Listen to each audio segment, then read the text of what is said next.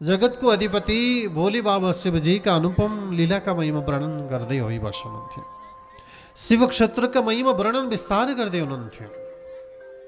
पवित्र पुण्यमय क्षेत्र शिवका महिमाका बारेमा वर्णन विस्तार गरिरहनु भएको थियो प्रभु। जहाँ जहाँ गङ्गा गण्डकी प्रवाहित हुनुहुन्छ त्यस पवित्र भूमिमा भगवान शिवको निवास हुने गर्दछ। त्यस्ता क्षेत्रमा रहेका शिव क्षेत्रहरू साक्षात् भगवान शिवका प्रतिबिम्ब मानिनेछन्, साक्षात् भगवान शिवका स्वरूपका रूपमा मानिनेछन्। त्यही भएर सरस्वती आदि पवित्र नदीहरूका निकटमा रहेका तीर्थस्थलहरू साक्षात् भगवान शिवका स्वरूपका रूपमा विद्यमान भइरहेका छन्। हिमालयबाट प्रवाहित भएर बगिरहने गङ्गा गण्डकीहरूका समीपमा स्थापित भएका आज देवस्थलहरू शिवनगरीहरू साक्षात् भगवान अत्यन्त पुण्य प्रदान गराउनेवाला पुण्यदायी पवित्र क्षेत्रका रूपमा स्थापित भएका छन् प्रभु भनेर भगवान शिवका पवित्र पुण्यमय क्षेत्रका महिमा वर्णन गर्दै होइबस्नुहुन्थ्यो प्रभु। त्यही भएर कहीँ तीर्थाटन गर्दैछौँ, पुण्य आर्जनको आशा राखिरहेका छौँ, पाप क्षयताको इच्छा प्रकट गरिरहेका छौँ भने गङ्गा गण्डकीका समीपमा रहेका देवालयहरू शिवालयहरूमा रहेर अधिकतम समय व्यतीत गर्न सकियो भने परमात्मा शिवको कृपा वर्षिनेछ, भवसागर सजिलै तर्न सकिनेछ। कल्पवासको आशा गरिरहेका छौँ भने पुण्यमयी गण्डकीका निकटमा रहेका शिव सायुज्य परमात्मा भगवान शिवका दिव्य धामहरूका निकटमा विराजमान हुन सकेको खण्डमा आज आफ्ना गरिएका समस्त प्रकारका पापहरू क्षय भएर अधिकतम पुण्य प्राप्तिको संयोग परमात्मा शिवका कृपाले प्राप्ति हुनेछ प्रभु। परमात्मा भगवान शिवलाई प्रसन्न तुल्याउनका लागि अन्यत्र गरिएका सत्कर्म गङ्गा गण्डकीका समीपमा रहेका शिवका निकटमा रहेर गरिएका पुण्यकर्म 10 गुणा अझ वृद्धि फल प्रदान हुने गर्दछ। त्यहाँ साधना गर्नाले अधिक फल प्राप्ति हुने गर्दछ। त्यहाँ बसेर मन्त्र आराधना गर्नाले अधिकतम फल प्राप्ति हुने गर्दछ। शिवका समीपमा रहेर परमात्माको आराधना उडानवादहरू गाउनाले अधिकतम फल प्राप्ति हुने गर्दछ। त्यही भएर शिव क्षेत्रका महिमा चरित्र वृत्तान्त महिमा वर्णन विस्तार गर्दै प्रस्तुत गर्दै बताउँदै भइबस्नुहुन्थ्यो प्रभु। अधिकतम भगवान शिवका क्षेत्रहरू हामी पनि अनगिन्ती क्षेत्रमा देख्न सक्दछौँ। जहाँ जहाँ गण्डकी प्रवाहित भएर बगिरहेकी छन् त्यस्ता पवित्र भूमिहरूमा भगवान शिवको निवास हुने गर्दछ, शिव विराजमान हुने गर्नुहुन्छ। आज लौ त भगवान गङ्गा गण्डकी लगायत पवित्र पुण्य भूमिमा विराजमान हुनुभएका भगवान शिवका चरित्र वृत्तान्त महिमा पाख्यान वर्णन विस्तार गर्दै प्रस्तुत गर्दै स्वयं ब्रह्मा सनकादि मुनिहरूका निकटमा त आज स्वयं ऋषि मुनिहरूका माझमा स्वतः सौनकादि मुनिहरूलाई वर्णन विस्तार गर्दै प्रस्तुत गर्दै बताउँदै हुनुहुन्छ भन्ने सम्म कथा नारायण हरि हरि। लौ त सौनकादि जन जगतको अधिपति परब्रह्म परमात्मा भगवानले रचाउनुभएका विभिन्न महिमा चरित्र वृत्तान्त वर्णन विस्तार गर्दै प्रस्तुत गर्दै बताउँदै आइरहनु भएको छ प्रभु। परब्रह्म परमात्मा भगवान शिवका पुण्यमय क्षेत्रका महिमा वर्णन विस्तार गर्नुभयो। जहाँ जहाँ जस्तो अवस्थामा रहेर हामी साधना गर्छौँ आराधना गर्छौँ त्यही प्रकारको फल हामीहरूलाई प्राप्ति हुने गर्दछ। गङ्गाजीका तटमा रहेर भगवान शिवजीको आराधना गर्नाले आज परमात्मा भगवान शिव तत्काल प्रसन्न हुने गर्नुहुन्छ। त्यही प्रकारको फल परमात्मा भोले बाबा शिवजीले प्रदान गर्ने गर्नुहुन्छ प्रभु। जस्तै काशी नामको नगरी भागीरथीका समीपमा परमात्मा विश्वनाथ निवास हुनुहुन्छ। त्यस पुण्य भूमिमा रहेर प्राणै मात्र त्याग्न पाइयो भने पनि भवसागर सजिलै तर्न सकिन्छ। गङ्गाको किनारमा बस्नाले पुण्यमयी पवित्र क्षेत्रमा रहेर परमात्माका महामन्त्रहरू जप्नाले अनि पवित्र पुण्यमयी अनगिन्ती नदीहरू गण्डकीहरूका समीपमा रहेर साधना आराधना गर्नाले अनगिन्ती फलहरू प्राप्ति हुने गर्दछन्। जस्ता जस्ता पवित्र पुण्यमय क्षेत्रमा बसेर साधना आराधना हुन्छ त्यही किसिमको फल र त्यही किसिमको आज परमात्माको दिव्य लोकको प्राप्ति हुने गर्दछ भनेर शिव क्षेत्र शिवका महिमा वर्णन विस्तार गर्दै आज बताउँदै भइबस्नुहुन्थ्यो प्रभु। अब भगवान शिवका भक्त होस् या भक्त बन्नका लागि पङ्क्तिमा प्रवेश गर्दै गरेका जनहरू सबैले सदाचारलाई विचार गर्नुपर्दछ। आचरण सबैभन्दा मुख्य शास्त्रले वर्णन गरिरहेको छ। सदाचारले नै हामीहरूलाई सुयोग्य मार्गमा प्रवेश गराउँदछ। सदाचारले नै व्यक्तिलाई मानव आज मानव हुँदै महामानवतर्फ अगाडि बढाउँदछ। हामीमा सबै चिज रह्यो, सम्पन्नता रह्यो, शिक्षा दीक्षा रह्यो, तर सदाचार रहेन भने ती सबै चिज व्यर्थ रहन्छन्। त्यही भएर व्यक्तिमा आचरण सबैभन्दा श्रेष्ठ हुँदछ। आचरणले, सदाचारले परमात्माको सामुप्यता हामीहरूलाई दिलाउँदछ। धन मात्र श्रेष्ठ होइन, धनसँगै हामीसँग आचरण पनि हुनुपर्दछ। सुख सुविधा भोग मात्र श्रेष्ठ होइन, त्योसँगै हाम्रा हरेक व्यवहार, हाम्रा दैनन्दिनी सुयोग्य हुनुपर्दछ। जस्तो कर्म गरिन्छ त्यस्तै फलको भागी हामीले बन्नुपर्ने हुन्छ प्रभु। सुत सौनकादि मुनिहरूका निकटमा निवेदन गर्दै, प्रस्तुत गर्दै, बताउँदै भनिरहनु भएको छ। अब आचरणको शुभारम्भ प्रातःकालीन सत्रदेखि हुन्छ। बिहान सबेरै जाग्नु पर्दछ। भगवान सूर्यको उदय हुनु पूर्व नै जागृत हुनु। यो सदाचारमा रहन कठिन पनि हुन्छ कि बिहान सबेरै जाग्नु पर्यो, निन्द्राले छोड्नु पर्यो। तर हाम्रो आदत त्यस्तो छैन। बेलुका ढिलो सुत्छौँ, बिहान ढिलो उठ्छौँ। पहिले पहिले पूर्वजहरूले आफ्नो दिनचर्या सूर्य उदय पूर्व नै प्रारम्भ गरिसक्नुहुन्थ्यो। अहिले त सूर्य उदाएर घरभित्र छिरिसक्दाखेरि पनि मान्छे उठ्ने कुरै गर्दैन। हेर्नुहोस् त, हाम्रो आचरण सुरुवात कहाँबाट हुँदैछ? कसरी हामीले आफ्ना दैनन्दिनी प्रारम्भ गर्दैछौँ? शास्त्र के भन्छ? सूर्य उदय पूर्व नै जागृत भइसक्नु, सूर्य पूर्व नै स्नानादि कर्मबाट निवृत्ति हुनु, शौचबाट निवृत्ति हुनु, सूर्य उदाउँदा नित्य कर्म पूर्ण तुल्याएर सूर्य उदाउँदै गर्दा भगवान सूर्यलाई अर्घ प्रदान गर्नु, सूर्यको दर्शन गर्नु, सूर्य मुद्राले भगवान सूर्यको दर्शन गर्नु। यो विधि शास्त्र बताइरहेको छ। हामी शास्त्रलाई एकतिर स्थापित गरेर मर्यादा आचरणलाई नागेर हाम्रा दैनन्दिनी हामीले बिगारिरहेका छौँ। त्यही भएर हाम्रा दैनन्दिनी बिग्रदै गइरहेका छन्। पूर्वीय सभ्यतालाई हामीले बिगारिरहेका छौँ। पश्चिमीय सभ्यताले हामीलाई थिचोमिचो गरिरहेको छ। हामी त्यसमा भुल्न थालेका छौँ, अल्मलिन थालेका छौँ, त्यसमा रमाउन थालेका छौँ। नित्य कर्मको शुभारम्भ सूर्य उदय पूर्व नै प्रारम्भ गर्नुपर्दछ। पहिले उठ्नु, उठेर जहाँ शयन गरेका हुन्छौँ, शयन गरेकै बिस्ताराबाट आफ्ना इष्टदेवलाई सम्झनु अनि स्तुति गर्नु, प्रार्थना गर्नु। के भन्नु? भगवानलाई सम्झेर आफ्ना हातमै ढोग दिने हो। अन्त कसैलाई खोज्न जानु पनि पर्दैन। कराग्रे वसते लक्ष्मी, करमध्ये सरस्वती, करमूले स्थितो ब्रह्मा, प्रभाते करदर्शनम। हे लक्ष्मी, हे सरस्वती, मेरा मान्यजन, गुरुजनहरू, पितृहरू, समस्त देवी देवता, इष्ट देवताहरू मेरै हातमा विद्यमान हुनुहुन्छ। म सबैलाई सम्झेर मेरो हातमा दण्डवत गर्छु भनेर आफ्नो हातमा के गर्नु? दण्डवत गर्नु। त्यसपछि बिस्तारालाई परित्याग गर्नु पूर्व आमा पृथ्वीलाई स्तुति गर्नु, आमा पृथ्वीलाई प्रार्थना गर्नु। समुद्र बसने देवी पर्वतस्थन मण्डले, विष्णुपत्नी नमस्तुभ्यं पादस्पर्श क्षमस्व मे। हे आमा, हे पृथ्वी, म हजुरका लागि भारी भएको छु। मैले अनगिन्ती कति नराम्रा कामहरू गरेँ होला, गर्छु होला। आमा, मलाई यो मति प्रदान गरिबक्सोस्, मैले कहिल्यै नराम्रा काम गर्नु नपरोस्। ममा त्यो शक्ति र सामर्थ्यता प्रदान गरिबक्सोस्, मबाट हुने हरेक कार्यहरू असल असल बन्न सकुन्। हे आमा, म हजुरको भारी बन्नु नपरोस्, किनकि नराम्रा काम गरेँ भने म हजुरको भारी हुन्छु।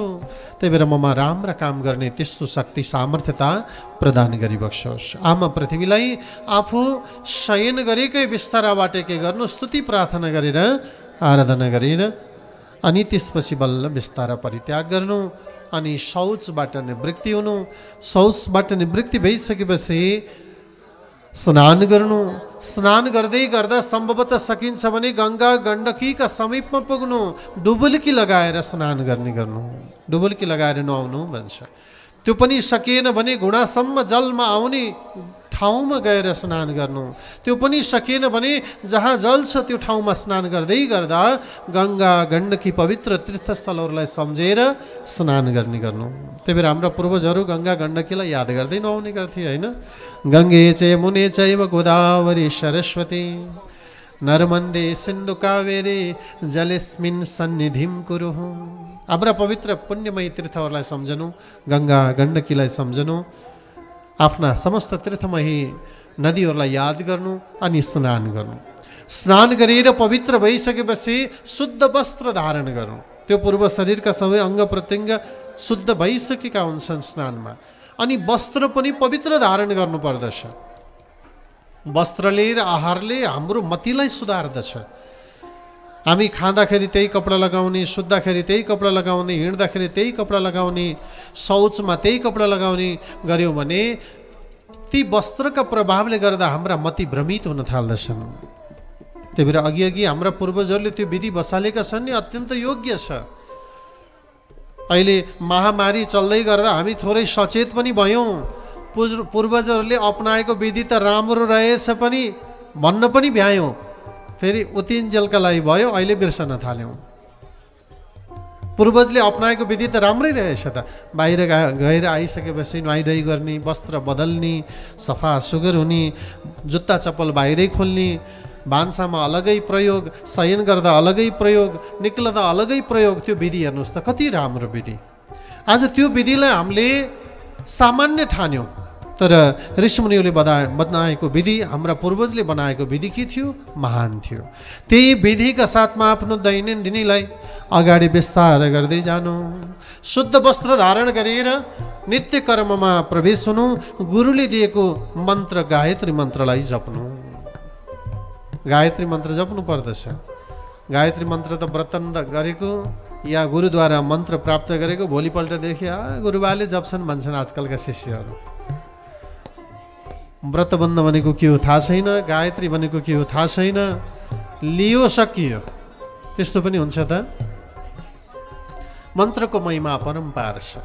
मन्त्र भन्ने चिज जगाउने चिज हो। हामीभित्र रहेको सुसुप्ति शक्तिलाई मन्त्रले जागृत गर्दछ। त्यही भएर मन्त्रलाई जगाउनु पर्दछ। जति धेरै जप्यो त्यति नै मन्त्रको प्रभाव हामीलाई सद्गतितर्फ अगाडि बढ्नका लागि प्रेरणा प्रदान गरिरहेको हुन्छ, हामीलाई अलगै ऊर्जा प्रदान गरिरहेको हुन्छ। त्यही भएर अधिकतम मन्त्र जपिरहनु। त्यसमा पनि गुरुले दिएका मन्त्रहरू, गायत्री मन्त्रहरू जप्नु। गायत्रीले हाम्रो मति माने बुद्धिलाई तीक्ष्ण बनाउँदछ, उच्च कोटिको बनाउँदछ, जसले गर्दा हाम्रा समस्त नराम्रा कामहरू त्यसका प्रभावले आफै अलगिँदै जान थाल्दछन्। आफ्ना आफ्ना रीत अनुसार प्राप्त भएका मन्त्रहरूलाई जप्दै जानु। दीक्षा मन्त्रहरू जप्नु, गायत्री मन्त्रहरू जप्नु, इष्टदेवका मन्त्रहरू जप्नु। अनि तिनै मन्त्रका प्रभावले परमात्मा सात्विकी गतितर्फ अगाडि बढ्नु। नित्य कर्मलाई परिपूर्ण तुल्याएर भोजन आदि पदार्थ जे बन्दछ गृहमा त्यो पदार्थ परमात्मा भगवानलाई भोग लगाउनु। घरमा बन्ने पाच्य भोज्य सामग्रीहरू भगवानलाई भोग लगाउन योग्य हुनु पर्यो। भगवानलाई भोग लगाउने भएपछि शुद्ध बन्नु पर्यो, सात्विकी बन्नु पर्यो, होइन?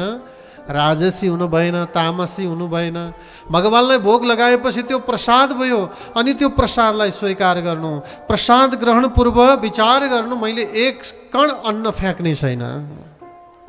हाम्रो बानी कस्तो छ? मन लाए खाइदिने, मन लागेन भने खान सकिन भनेर फ्याँकिदिने।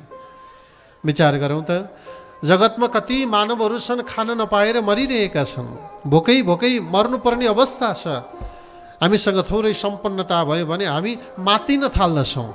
मन लाए खान्छौँ, मन नलाए फ्याँकिदिन्छौँ। यो मिठो भएन अर्को रोज्छौँ, अर्को मिठो भएन अर्को रोज्छौँ। एकैछिन विचार गरौँ, अन्नमा साक्षात् ब्रह्मको स्वरूप हुन्छ। अन्न वै ब्रह्म, अन्न भनेको त साक्षात् ब्रह्मको प्रतिबिम्ब हो। त्यही भएर एक कण अन्न पनि खेर फाल्न हुँदैन।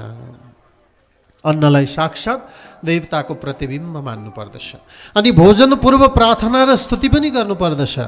अन्नपूर्णे सदापूर्णे शङ्कर प्राणवल्लभे ज्ञान वैराग्य सिद्धार्थम भिक्षां देहि च पार्वती माता च पार्वती देवी पिता देवो महेश्वर वान्दवा शिव भक्ताश्च स्वदेश भुवनत्रयम्। हे अन्नपूर्ण, हे आमा, हजुर तिनै लोक तिनै भुवनकी अधिष्ठात्री हुनुहुन्छ। हजुरलाई मैले स्वीकार्दैछु प्रसादका रूपमा। हे आमा, हजुरलाई मैले ग्रहण गरेपछि ममा ज्ञान अनि वैराग्य जागोस् भनेर प्रार्थना गर्नु। भोक तृप्तिका लागि मात्र होइन भोजन, ज्ञान र वैराग्य जगाउनका लागि गरिनु पर्दछ भोजन। ज्ञान र वैराग्य जागृत गर्नका लागि यसरी भोजन गरेर त्यसलाई प्रसादका रूपमा स्वीकारेर एक कण अन्न पनि नफालिकन त्यसलाई स्वीकार्नु अनि भोजन गरेपछि नित्य कर्ममा लाग्नु। सम्भवतः दिनको 3 पटक गायत्री मन्त्रलाई जप्नु पर्दछ। जब मध्याह्नको समय आउँदछ फेरि सन्ध्या गर्नु, सूक्ष्म भए पनि जप गर्नु अनि नित्य कर्मलाई विस्तार गराउँदै गराउँदै गएर जब सन्ध्याकाल प्रवेश हुनु पूर्व नै फेरि सन्ध्या जप साधना आराधनामा जुट्नु अनि सायं भोजन आदि कर्महरू गर्नु। शास्त्र त भन्छ सन्ध्याकालको भोजन सूर्य अस्त पूर्व नै गर्नाले अझ राम्रो हुन्छ। तर पनि सम्भव भएन सकिएन भने कमसेकम सुत्नुभन्दा 2 घन्टा अगाडि भोजन गरिसक्नु पर्दछ। सुत्नुभन्दा 2 घन्टा अगाडि भोजन भएकै हुनुपर्दछ। पाचन क्रियाका लागि पनि सहायता पुग्दछ। यो विधिका साथमा दैनन्दिनीलाई व्यवस्थापन गर्दै गएर सदाचारलाई निरूपण गरेर हाम्रो दिनचर्यालाई व्यतीत गर्न सकियो भने जीवन धन्य बन्दछ, आनन्ददायी बन्दछ। अनि परब्रह्म परमात्मा भगवानको साधना आराधनालाई नित्य चलाइरहनु, परिवारमा सत्सङ्ग गर्ने अभ्यास गरिरहनु, भगवानका गुणानुवादहरू गाइरहनु, परमात्माका नाम संकीर्तनहरू जपिरहनु, परमात्मा बारम्बार भगवानलाई भजिरहनु। यो विधिले हाम्रो दिनचर्या धन्य बन्दछ भनेर सदाचारका महिमा चरित वृत्तान्त वर्णन विस्तार गर्दै प्रस्तुत गर्दै बताउँदै भइबक्सनुहुन्थ्यो प्रभु। यो विधिका साथमा हामी अगाडि बढ्यौँ भने हामीमा काम, क्रोध, लोभ, मोह, मत्सर्य आदि विकारहरू बिस्तारै अलगिँदै जान्छन्। नराम्रा कर्महरू हामीबाट हराउँदै जान्छन्। सत्कर्म र सदाचारका कारणले नराम्रा कर्म जब हामीबाट हराउँदै जाँदछ हाम्रा हरेक कर्महरू सफलीभूत तर्फ अगाडि बढ्न थाल्दछन्। सबै कर्महरूमा सफलता प्राप्ति हुन थाल्दछ। त्यही भएर दैनन्दिनीमा ठुलो शक्ति छ। हाम्रा व्यवहार दैनिक चलाउने व्यवहारमा सात्विकता जब हामी प्रवेश गराउँछौँ हरेक कार्यले पूर्णता प्राप्त गर्न थाल्दछ। त्यही भएर सूर्य उदयदेखि सूर्य अस्तसम्मको गरिने कर्म विचारणीय हुनुपर्दछ। बेलुका सुत्नु पूर्व कमसेकम विचार गर्ने अभ्यास गर्नुहोस्। आज मैले दिनभर कति राम्रा काम गरेँ, कति नराम्रा काम गरेँ, कतिलाई मैले गाली गरेँ, कतिको मनमा ठेस पुऱ्याएँ। कमसेकम सुत्नु अगाडि विचार पुऱ्याउन त सकिन्छ नि, होइन? एकैछिन सुत्नु अगाडि विचार गर्नुहोस्। बिस्तारामा लडिसकेपछि सुतिसकेपछि आज मैले कति राम्रो काम गरेँ, कतिलाई के भने, कतिलाई के भनिनँ, कतिलाई मनमा ठेस पुऱ्याएँ, कतिलाई मनमा प्रसन्नता जगाएँ। दिनभरिका काम आफूले के लाउनु। आमाहरूले चामल केलाए जस्तै कि बिहा र चामल छुट्याए जस्तै राम्रा र नराम्रा कुरा बेलुका सुत्नु पूर्व केलाउनु। यसरी केलाइसकेपछि कति राम्रा देखिँदो रहेछन्, कति नराम्रा देखिँदो रहेछन्। बेलुका सुत्नु पूर्व सङ्कल्प गर्नु, आज मैले जति नराम्रो काम गरेँ भोलि यी नराम्रा कामलाई दोहोऱ्याउने छैन। भोलि केलाउँदाखेरि यसको सङ्ख्या घट्नेछ भन्ने सङ्कल्प गर्नुहोस्।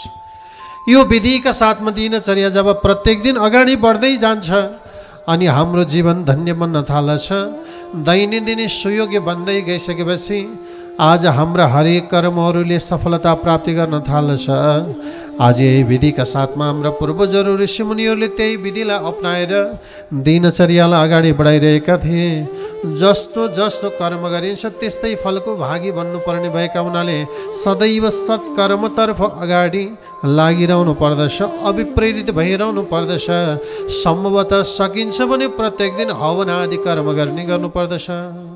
हवन नित्य गर्नु, प्राणीहरूलाई अन्नदान गर्ने गर्नु, चराचुरुङ्गीहरूलाई जलदान दिने गर्नु, अतिथिहरूको सेवा गर्ने गर्नु, अतिथिलाई भोजन खुवाएर आफूले खाने गर्नु, यो मानव चुलाको परमदायी कर्म अन्तर्गत पर्दछ। अझ गृहस्थीहरूले प्रत्येक दिन दान दिनु पर्दछ। कमाएको दशांश दान गर्नु भन्छ। ऋषिमुनिहरूले पनि आफूसँग रहेको श्रेष्ठता समाजका लागि अनि सज्जनहरूका लागि अर्पित गर्ने गर्नु। यो विधिका साथमा दैनन्दिनी जब अगाडि बढ्दछ सबै प्रकारका चिजहरू शुद्धिकरण हुन थाल्दछन्। आर्जन गरेको जम्मा भएको अन्न हवन गर्नाले अन्न शुद्धि हुन्छ अनि रहेको अन्न खानाले त्यो अन्नको प्रभावले हाम्रो मति शुद्धि हुन्छ, दिमाग राम्रो बन्छ कि है। जस्तो आहार त्यस्तै विचार। आहारमा ठुलो शक्ति हुन्छ। जस्तो आहार त्यस्तै विचार। आहार सात्विकी गर्यौँ भने विचार पनि सात्विकी उत्पत्ति हुन्छ। आहार राजसी गर्यौँ भने विचार पनि राजसी जाग्न थाल्दछ। आहार तामसी गर्यौँ भने विचार पनि तामसी उत्पत्ति हुन्छ। अहिले हेर्नुहोस् त हाम्रो देशको गति। आहार विहार पनि राक्षसी छ, विचार पनि राक्षसी छ। देशको गति कता दौडिराखेको छ। त्यही भएर विचार गर्नुपर्छ है। सबैले आहार विहारलाई सात्विकी बनाउनु पर्दछ, रहन सहन सात्विकी हुनु पर्दछ, वेशभूषा सात्विकी हुनु पर्दछ, हाम्रा जीवन पद्धति सात्विकी हुनु पर्दछ। यसले हामीलाई जति सरल बन्न सक्यो त्यति नै जीवन आनन्दमयी बन्छ। जीवनलाई सरल बनाउनु पर्छ, पानी जस्तै छोडिदिनु पर्छ जीवनलाई। पानी बगिरहन्छ, त्यस्तै जस्तो जीवन पनि बग्ने हो, बगिरहन्छ। त्यसमा हामी बग्न सिक्नु पर्दछ। चक्रवत परिवर्तन्ते दुखानी च सुखानी च। जीवन चक्र जस्तै हो, घुमिरहन्छ। हामीले चाहेर रोकिँदैन यो, यसको क्रम हो घुम्ने। तर घुम्दै गर्दा कहिले सुख त कहिले दुःख आउँछन्। दुःख परे पनि त्यसलाई सहन सक्नुपर्छ। सुख पर्यो भनेर माथि आउँदैन। यो जीवनको सार हो। यही विधिका साथमा हरेक गृहस्थले, हरेक मानवले दिनचर्यालाई अगाडि बढाउन सकेको खण्डमा जीवन धन्य बन्न सक्दछ भनेर सदाचारका महिमा वर्णन विस्तार गर्दै प्रस्तुत गर्दै बताउँदै भइबक्स हुनुहुन्थ्यो प्रभु लब्ध परमात्मा। अब म हजुरलाई अनगिन्ती चरित वृत्तान्त पाख्यान महिमा, यज्ञ आदिका महिमा, यज्ञ आदिका विचारका महिमा वर्णन विस्तार गर्छु है भनेर यज्ञ आदिका महिमा चरित वृत्तान्त वर्णन गर्दै हुनुहुन्छ, प्रस्तुत गर्दै हुनुहुन्छ भन्ने सम्म कथा। नारायण हरि हरि।